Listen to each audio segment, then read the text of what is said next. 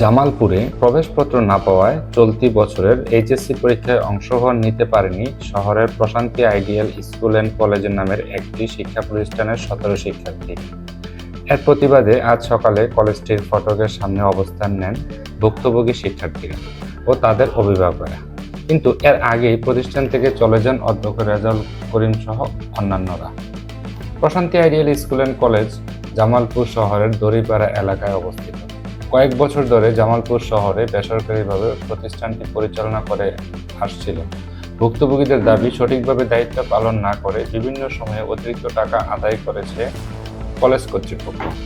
পরীক্ষার্থী ও স্থানীয় কয়েকজন বাসিন্দার সূত্রে জানা গেছে, প্রতিষ্ঠানটি থেকে পরীক্ষা দেওয়ার অনুমতি না থাকায় জেলার অন্য কয়েকটি প্রতিষ্ঠান থেকে ছাত্রদের পরীক্ষা দেওয়ার ব্যবস্থা করতেন অধ্যক্ষ রেজাউল ইসলাম। এজন্য অর্ধশত শিক্ষার্থীর প্রতিজনের কাছ থেকে ৮ থেকে ১০,০০০ টাকা করে নেওয়া হয়।